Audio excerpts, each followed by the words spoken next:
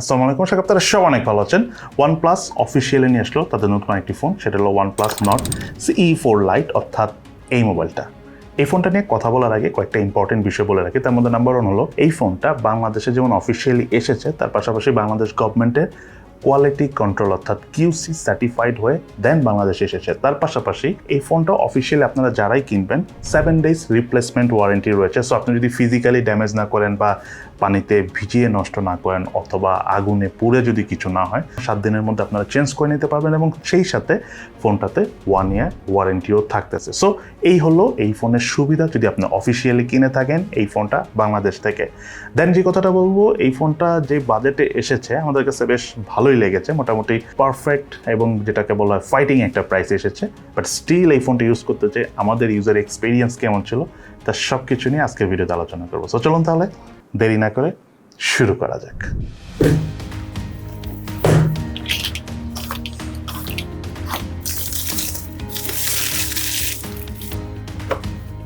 মোবাইলটির box কন্টেন্টে রয়েছে user manuals, sim tray ejector, soft plastic back cover, 80 ওয়াটের super VOOC charger, type C USB charging cable এবং OnePlus Nord CE Lite 5G মোবাইলটি। এই ফোনটার design এবং আউটলুকের কথা বলতে গেলে আমার কাছে থাকা এই মোবাইলটা হলো মেগা ব্লু, এবং এই ব্লু কালারটা কিন্তু খুবই ভাইব্রেন্ট। মানে আপনি যখন আউটডোরে বা মোটামুটি যখন হাতে নিয়ে ইউজ করবেন দূর থেকে কালারটা শাইন করে। সো যারা ভাইব্রেন্ট কালার পছন্দ করেন তাদের কাছে এই ফোনটা খুব ভালো লাগবে। তার পাশাপাশি এই ফোনটার আরও একটা কালার ভেরিয়েন্ট রয়েছে, সেটার নাম হলো সুপার সিলভার। দুটো কালারই বেশ ইন্টারেস্টিং, দুটোই ভালো লাগার মতো। যাই হোক, এই ফোনটার বডি ফ্রেম এবং ব্যাক প্যানেল দুটোই পলিকার্বনেট তৈরি। রিয়ার প্যানেলে গ্লাসের প্রোটেকশন রয়েছে, তবে সেটা গরিলা গ্লাসের প্রোটেকশন না। এছাড়াও এই ফোনটাতে IP54 এর সার্টিফিকেশন রয়েছে, তো টুকটাক ধুলাবালি বা ছিটে ফোটা পানি লাগলেও এই ফোনটার কোনো ধরনের কোনো প্রবলেম হবে না। সেই সাথে 6.67 ইঞ্চি ডিসপ্লে সহ মোল্ডের থিকনেস হলো 8.1 মিলিমিটার। সাইজ বিবেচনায় বেশ বড় হলো, সিঙ্গেল হ্যান্ডে আমরা একদম কমফোর্টেবলভাবে ফোনটা গ্রিপ করে ইউজ করতে পেরেছি এবং ওয়েট ডিস্ট্রিবিউশন ঠিকঠাক হওয়ার কারণে কিন্তু বেশ কম্প্যাক্টও লেগেছে আমার কাছে। যাই হোক, এই ফোনটা তো 6.67 ইঞ্চি সাইজের, বাট এই ফোনটার প্যানেলটা হলো অ্যামোলেড প্যানেল এবং আরও রয়েছিল 120 Hz রিফ্রেশ রেট এবং ডিসপ্লে রেজলিউশন হলো 2400x1080 পিক্সেল এবং পিক্সেল ডেন্সিটি হলো 394 ppi। এবং এই ফোনটার ডিসপ্লেটা কিন্তু যথেষ্ট ব্রাইটার এবং সত্যি কথা বলতে বেশ ভাইব্রেন্টও ডিসপ্লেটা। ডিসপ্লে কোয়ালিটির কথা আরেকটা যেটা বলবো সেটা হলো, এই ফোনটা যে OnePlus-এর 12 সিরিজের যে ফোনটা রয়েছে সেটাতে যে অ্যাকোয়া টাচটা রয়েছে সেটা কিন্তু এই ফোনটাতেও রয়েছে এবং ফোনটার টাচ সেন্সিটিভিটি কিন্তু অনেকই ভালো। সে সাথে ফোনটা যখন আমরা আউটডোর ইউজ করতে দিয়েছি 2100 নিটস পিক ব্রাইটনেস থাকার কারণে আমরা কোনো ধরনের কোনো লো ব্রাইটনেস জনিত প্রবলেম ফেস করিনি। ইনফ্যাক্ট অনেক আলোতেও আমরা কোনো ধরনের কোনো লো ব্রাইটনেস জনিত প্রবলেম আমরা এই ফোনটার ডিসপ্লে থেকে পাইনি। সেই সাথে ফোনটার ডিসপ্লে ঠিক উপরে সেন্টারে রয়েছিল পাঁচ হোল সেলফি ক্যামেরা এবং এই মোবাইলটাতে রয়েছিল ওয়াইড ফাইন L1 এর সাপোর্ট। দেন এই মোবাইলটার বাটন এবং পোর্টসের কথা বলতে গেলে রাইট সাইডে রয়েছে ভলিউম রাখার এবং পাওয়ার বাটন। মোবাইলটার লেফট সাইডে রয়েছিল সিম কার্ড ট্রে, এটা একটা hybrid SIM card tray. Then মোবাইলটার উপর অংশ রয়েছিল স্পিকার, মোবাইলটার নিচের অংশ রয়েছিল main speaker, primary mic, USB Type-C charging port এবং হেডফোন জ্যাকের পোর্ট। এই ফোনটার ইন ডিসপ্লে ফিঙ্গারপ্রিন্ট স্ক্যানারের পজিশন আমার কাছে ঠিকঠাক জায়গায় রয়েছে বলে মনে হয়েছে এবং ফিঙ্গারপ্রিন্ট স্ক্যানারটি টাচ করার সাথে সাথেই আনলক করে যাচ্ছিল। সেই সাথে ফোনটাতে আরও ইম্পর্টেন্ট 26টি সেন্সরসও রয়েছে। দেন এই মোবাইলটাতে অপারেটিং সিস্টেম হিসেবে রয়েছিল Android 14 ভার্সন এবং 5G ভেরিয়েন্টের এই ফোনটার ইউআইটা হলো Oxygen OS 14। তার পাশাপাশি এই ফোনটাতে 8GB র্যামের পাশাপাশি 8GB ভার্চুয়াল র্যামও রয়েছে। আর ইউআই পারফরমেন্সের কথা বলতে গেলে ফোনটাতে আমরা খুব একটা আননেসেসারি অ্যাপসের দেখা পাইনি। দুই একটা গেমস রয়েছে, সেগুলো হচ্ছে আপনারা ডিলিট করে দিতে পারেন। তার পাশাপাশি একদম বাটার স্মুথ ইউআই পারফরমেন্স। আর Oxygen OS আমরা এর আগেও জানি, মানে এর আগেও দেখে এসেছি যে যথেষ্ট স্মুথ, কোনো ধরনের কোনো ল্যাগ বা ফ্রেম ড্রপ এই ফোনটার আমরা ইউআই থেকে পাইনি একদম এক্সট্রিম ইউজ করেও। দেন এই মোবাইলটার ব্যাটারির কথা বলতে গেলে এই মোবাইলটা ছিল 5500 mAh ব্যাটারি। একটা বিষয় ক্লিয়ার করে বলে রাখি, এই ফোনটা যেটা ইউরোপিয়ান ইউনিয়নে লঞ্চ হয়েছে সেটাতে কিন্তু 5110 ব্যাটারি অর্থাৎ 5110। সো আপনারা একটু কনফিউজড হবেন না, বাংলাদেশেরটা 5500 mAh ব্যাটারি এবং সেই সাথে বাংলাদেশে এই ফোনটার বক্সের ভিতরে কিন্তু 80 ওয়াটের চার্জার রয়েছে, যেটা কিন্তু ইউরোপ বা অনেক দেশে নেই। সো যাই হোক, এই ফোনটা আমরা একবার চার্জ দিয়ে মোটামুটি হেভি ইউজ না করে, মানে হালকা পাতলা বেসিক ইউজ করে অল ইন অ্যাবাউট প্রায় 1.5 দিনের থেকে একটু বেশি চার্জ ব্যাকআপ পেয়েছি, যেটা আমার কাছে খুবই ইমপ্রেসিভ মনে হচ্ছে। তার পাশাপাশি যখন আমরা ফোনটা অনেক হেভি ইউজ করেছি, স্পেশালি যখন লং টাইম গেমিং করেছি বা মোবাইল ডাটা দিয়ে এই ফোনটাতে যখন আমরা ভিডিও দেখেছি, তখন আমরা এই ফোনটার চার্জ ব্যাকআপ পেয়েছি অ্যারাউন্ড 6 আওয়ার্সের মতো।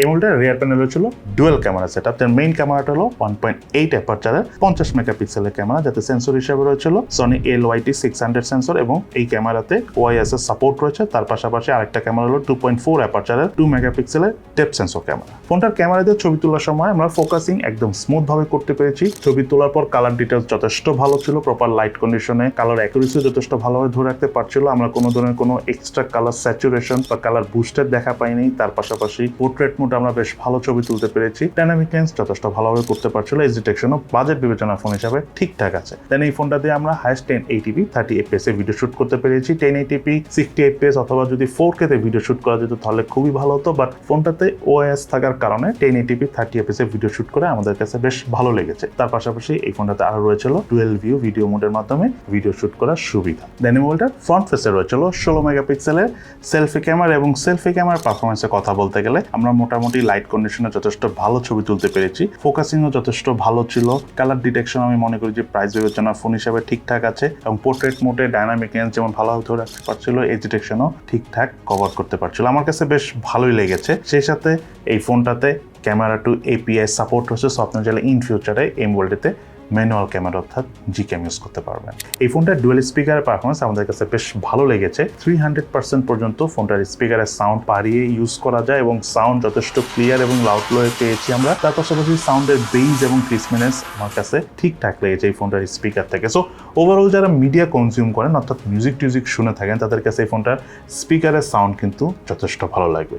যাই হোক, এই ফোনটাতে প্রসেসর হিসেবে রয়েছিল স্ন্যাপড্রাগনের 695 প্রসেসর। এটি একটি 5G প্রসেসর যার ট্রানজিস্টর সাইজ হলো 6 ন্যানোমিটার এবং GPU হিসেবে মোবাইলটিতে রয়েছিল Adreno 619 এবং এই ফোনটা আন্তর্জাতিক স্কোর পেয়েছি আমরা 4,68,927। বেঞ্চমার্ক স্কোর টেস্টের রেজাল্ট আমরা স্ক্রিনে শেয়ার করে দিয়েছি। দেন এই মোবাইলটার গেমিং এর কথা বলতে গেলে ফোনটা দিয়ে আমরা PUBG গেমসটা প্লে করেছি। HD গ্রাফিক্সে হাই ফ্রেম রেটে খেলা যায়। গেমিং পারফরমেন্স যথেষ্ট স্মুথ। সত্যি কথা বলতে স্ন্যাপড্রাগনের 695 বেশ স্টেবল একটা প্রসেসর। সো আমরা 8GB র্যামের পাশাপাশি এই প্রসেসর থাকার কারণে PUBG গেমসটা একদম বাটার স্মুথ ভাবে প্লে করতে পেরেছি। খুব একটা হিটিংও দেখা পাইনি PUBG গেমসটা এই ফোনে লং টাইম গেম প্লে করে। তার পাশাপাশি এই ফোনটাতে অ্যাশফান গেমসটা প্লে করেছি। কালার অ্যাকুরেসি দুর্দান্ত লেভেল হওয়ার কারণে আমাদের কাছে এই ফোনটাতে অ্যাশফান খেলে খুবই ভালো লেগেছে। কোনো ধরনের ল্যাগিং এ দেখা পাইনি এবং এই ফুটবল গেমসটা আমরা খেলেছি, সেই ফোনটা আমাদের কাছে যথেষ্ট ভালো লেগেছে। যারা এই ফুটবল লাভার রয়েছেন তাদের কাছে এই ফোনে এই ফুটবল খেলে আপনাদেরও অনেক ভালো লাগবে। যাই হোক, এই ফোনটা বাংলাদেশ মার্কেটে একটা ভেরিয়েন্ট এসেছে, সেটা হলো 8GB র্যাম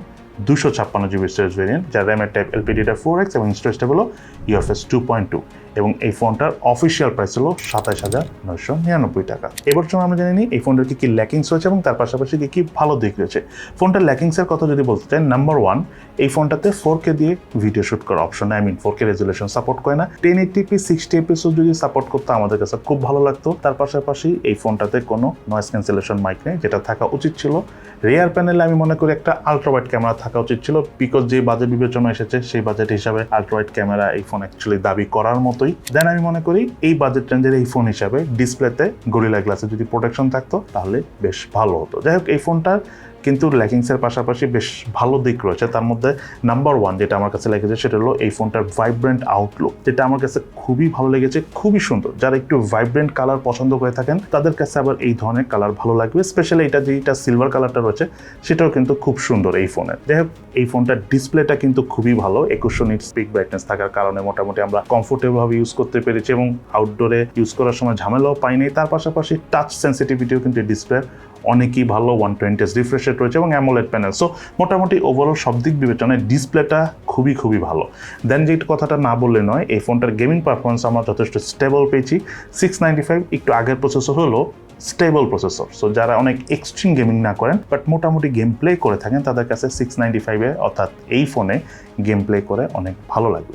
দেন এই ফোনটার ক্যামেরা পারফরমেন্স হলো ওভারঅল বাজেট বিবেচনা আমাদের কাছে যথেষ্ট ভালো লেগেছে, আর OIS থাকার কারণে কিন্তু ভিডিও শুট করতে আমাদের কাছে ভালো লাগছে। তার পাশাপাশি এই ফোনটার যে ব্যাটারি রয়েছে 5500 mAh, ফর দ্যাট রিজন আমরা কিন্তু লং টাইম চার্জ ব্যাকআপ পেয়েছি এই ফোনটাতে, আর 80 ওয়াটের চার্জার থাকার কারণে আবার খুব দ্রুত চার্জ হয়ে যায়।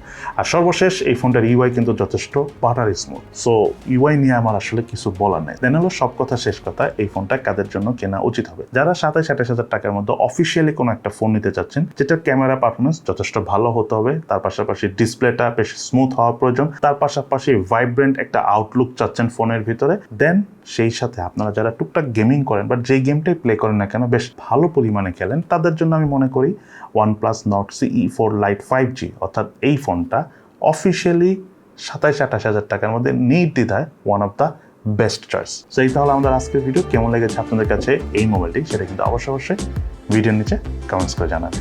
সবাই ভালো থাকেন, সুস্থ থাকেন, ইনশাল্লাহ দেখা হবে ফিউচারে।